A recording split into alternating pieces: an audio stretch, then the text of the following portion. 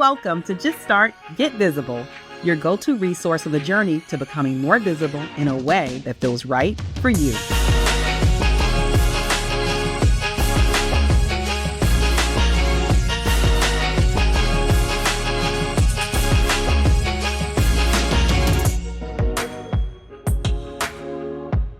Hello, and welcome back to yet another episode of Just Start Get Visible. It's Jacqueline here. And for those of you who are chiming in via audio only, you are missing a treat today because I have on this sweater today that is just doing all the sparkles. I didn't even realize that it would be sparkling in this way, but it is. So if you are like, you know what, Jacqueline, I want to see you today, just head over to youtube.com/ at magical jacks because you can see this episode. The video episodes are always over there. And actually, you'll be able to link to it from the web page as well, which is jacquelineandbaker.com/244. All right. But I think it's time for us to go ahead and dive into today's episode, which is a little bit of the opposite of what today's sweater is doing. Today's sweater is not messy, okay? It's the opposite of messy. It's good and cool and very much body roll worthy. Hey. However, today's episode is about being messy. Of course, here on the Just Start Get Visible podcast, we talk all about helping you get started in a way that feels right for you and get visible as well, of course. And sometimes, even though I said that in a very succinct way, sometimes that doesn't always feel so clean or easy to do. But that's okay because today we're talking about getting messy and how starting messy on purpose can actually benefit you more than seeking out this perfect plan, this perfect strategy, this perfect map of getting from where you are to where you want to be. And let me tell you this, as someone who is rooted in planning, who used to be a wedding and event producer, as someone who used to be a project manager, as someone who's launched $1 million projects before, as someone who's launched 2 books, launched a podcast, launched a couple companies, I am a planner through and through. And although I am a planner through and through, I am here to tell you that there is a level of mess that's associated with any start, any launching period. Anytime you give yourself permission to start things, there's some pocket of messiness independent of how deep you planned, how well you thought things out. There's still going to be some mess in there.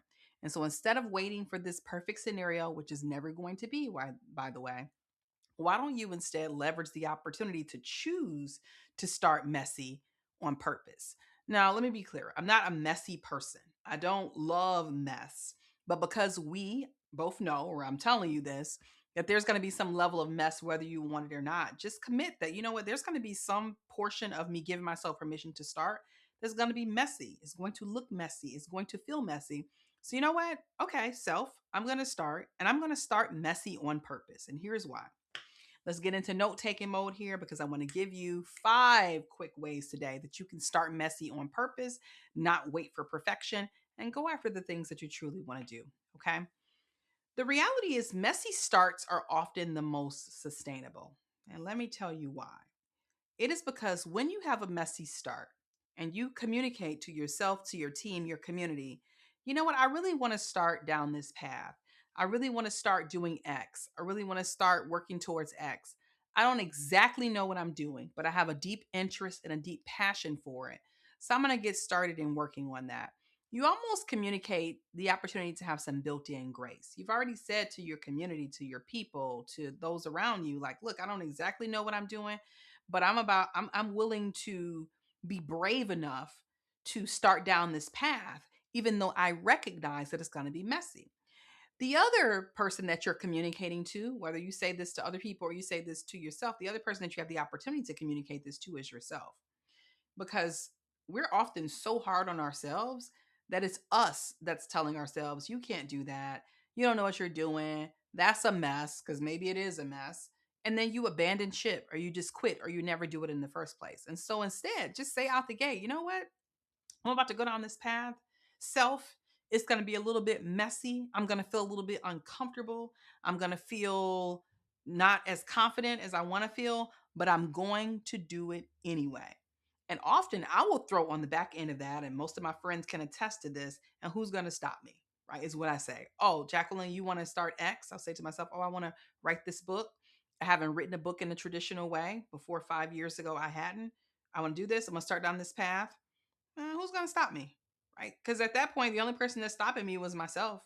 So, first point that I want you to embrace here is that messy starts are often the most sustainable because you're giving yourself some realistic expectations that this is going to be messy and you're going to do it anyway. And then when you communicate it to other people, you're communicating and often getting some built in grace because they know things aren't going to be perfect anyway. And you know that as well because you told it to them. The second thing I want you to keep in mind is that there's an opportunity for you to let go of the fantasy of perfection.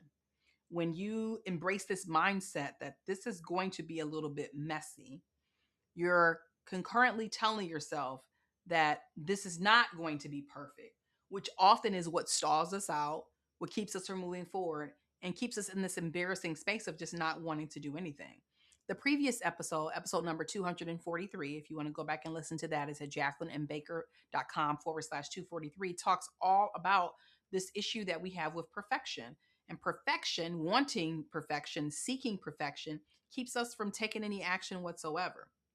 I encourage you to let go of this fantasy because it really is a fantasy, and take it from someone who started many things that ended up being successful, many things that weren't successful, but there was a lot learned along the way. And a lot of times those unsuccessful things became launching pads for other things. Let go of the fantasy of it being perfect. Perfection is not possible, but you'll still make progress and maybe even exceed your original expectations. Starting messy also gives you the room to evolve publicly because when you start with this mindset of perfection, when things don't go perfectly well, it puts you perhaps in this embarrassed place of disappearing, of sheltering, of hermiting. Instead of this place of, I'm about to go at this and I'm looking forward to documenting or elevating in my journey along the way. And it's not quite lowered expectations. Y'all remember that? I think that was Mad TV. It's not quite that, but it is being realistic in that when you're starting something new, there are so many things that you don't know. So many things. And when you don't know something, it's best to go into it with a spirit of learning, a spirit of humbleness, if you will, a spirit of, hey, I want to get to X place.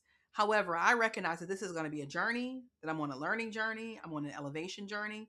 And so, with that, I'm prepared to evolve and I'm prepared to accept feedback and I'm prepared to accept help along the way. So, starting messy and not from this place of high horse, I'm on high, gives you the opportunity to evolve publicly and to be human. Like, people want to connect with and work with people that are human, not these make believe fake robots that appear or act like they are perfect, because that's just not true. All right. So, third point I want you to keep in mind is starting messy gives you room to publicly evolve and even get more help along the way. I also want you to embrace something that I am quite often. And it surprises people when I tell them this because I'm on stages a lot. I'm on stages a lot. I usually dress a particular way on stage that helps me to minimize the sweat, which is all associated with discomfort. Of course, this podcast is called Just Start Get Visible, and it's all about helping you get visible in a way that feels right for you. However, I recognize that getting visible sometimes has a level of discomfort to it, and that's okay. The reason why I don't have an issue telling audiences, whether it's 5 people or 500 people, whether it's 8-year-olds or 88-year-olds, whether it's interns or it's board president and C-suite folks, I have no issue telling people that I still get nervous. I still have some level of anxiety when I speak. And there's sometimes this discomfort with it. And the reason why I don't have an issue saying that is because I know what my life thesis is. I know what I came to do. I know what I'm committed to. I know what I'm going to do. But that doesn't mean that along the way, there's going to be this internal euphoric feeling all the time of comfort. A lot of times there is discomfort and whew, that doubt that's in my mind, right? Some people call it imposter syndrome, call it what you want to call it. But I've normalized discomfort in my life. And that is because I've been speaking and presenting and being in front of folks for a long time. I've been on stages that I never could have imagined being on before. And so, if in a 20 plus year period, I have not silenced the discomfort, silenced the anxious thoughts, I doubt if it's ever going to completely go away. However, I am committed to still showing up Because at the end of the day, in alignment with my life thesis, what I want nothing more is for people to say that I help them start the things they want to do and elevate to their next level, and to see themselves as leaders. And that's what my life thesis is. And so if that comes along with a little bit of discomfort, a little bit of anxious thoughts, a little bit of anxiety, then so be it. So I've normalized this discomfort. I recognize that it could show up. And I'm going to use all the things that I've put in place, positive affirmations, dressing in sleeveless dresses, like whatever it is that I have to do. I'm going to push back on those things and normalize the discomfort versus running away from it. And so, how can you normalize your discomfort? It could be you telling yourself, you know what, I'm not going to post because nobody's going to like it, or I'm not going to post because and share my expertise and my thought leadership because what if somebody who I admire sees it and they see I don't have any likes on it, and then what? And like they may like it and then decide that they want to help you along the way. So normalize your discomfort as a part of you being visible in a way that feels right to you versus running away from you. The last thing I want you to keep in mind as it relates to starting messy on purpose, meaning embracing the non perfection on purpose, is committing publicly does something for your follow through. All right. Most of my friends know this by now that if you tell me you have interest in something, if you tell me that you have a dream, a wish, I'm probably going to follow up with you about it. And you sharing your dream, your wish, the thing you want to start publicly, it builds in accountability. Imagine if you posted on any of your social channels, I really want to get back into painting again. And I'm not so sure if I have the right support system that's built in to help me do that. Would anyone be willing to hold me accountable once a week to make some progress on this? As much as it might feel like nobody's going to respond, somebody is going to respond. They are, right? Because other people want to see other people win. There are way more people watching and supporting that you think of, than you can think of or you can imagine. And you have the opportunity to get some type of public accountability because when you keep those things to yourself, right? Guess what? You have the opportunity to recoil, to allow fear to take over, and to allow you to not make any progress whatsoever. So, whether it is publicly on your social channels or whether it's in your friend circles and closed spaces, chat spaces, whatever it is, I encourage you to publicly declare the things that you want to do. I was listening to this podcast that I really liked the other day, and it's in alignment with a book that I love called The One Thing. And it's the One Thing podcast. And essentially, the sentiment of the message with Jay Keller and Papazan, which are the authors of the books, the sentiment of the message was what situation is probably going to be more successful? You saying, hey, I want to be more healthy this year. And then I make a plan and then I go after it, or I want to say I want to be more healthy this year. I make a plan, I go after it, and then I tell my friend and ask my friend if they're willing to be my accountability partner on the journey. Person two is likely to be a bit more successful. And it's because it's not just you that is holding yourself accountable, it's someone else as well. So figure out a way to build in some public accountability to keep you on track. Let's recap. I want you to embrace this concept and this opportunity to start messy on purpose by thinking about 5 different things. Messy starts are often the most sustainable. And the reason why is because you're not holding yourself to this unrealistic standard of perfection. You knew that it wasn't going to be perfect. You know it wasn't going to be all roses in the beginning because you said that to yourself. So embrace messy starts because there's an opportunity for them to be more sustainable. Second is I want you to let go of the fantasy of the perfect situation because perfection is not possible.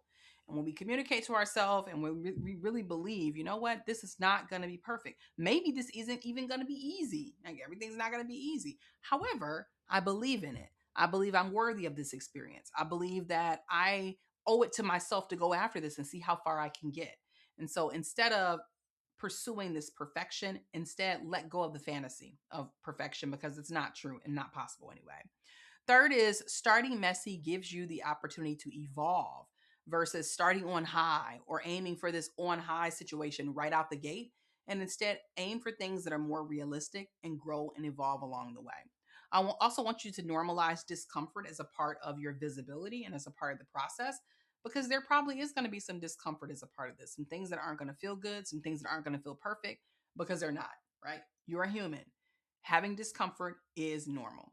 And lastly, I want to remind you that committing to something publicly allows you to have some built in accountability partners, and you deserve that. Some of us are privileged enough, blessed enough, positioned enough to have lots of people around us that hold us accountable, that support us overall. And some of us are not. I encourage you to get the accountability and the support that you need, whether it's in your private circles or in your public circles. We are now at the end of January already. Literally, we were just saying 30 days ago, oh my gosh, 2026 is around the corner. Well, we've bent that corner, right? We are heading fast towards the end of Q1 in a moment. And what I want most for you, what I absolutely want most, is for you to pursue and advance through this year with the spirit of giving yourself permission to start the things that you want to do. You deserve it. Time isn't waiting for any of us. And so that thing that you keep wishing, dreaming, hoping for, you deserve to experience it. But the only way that you can experience it is by you putting one foot in front of the other each and every day, taking action and getting started and getting visible in a way that feels right for you. Wherever you're at in the world, I hope that you're safe, healthy, and well. And of course, I hope that you're giving yourself permission to get started. You take care of yourself, and I'll see you next month with a lot of exciting new episodes, in addition to a guest that we're going to have on as well. All right. You take care of yourself, and I'll see you again soon. Ciao.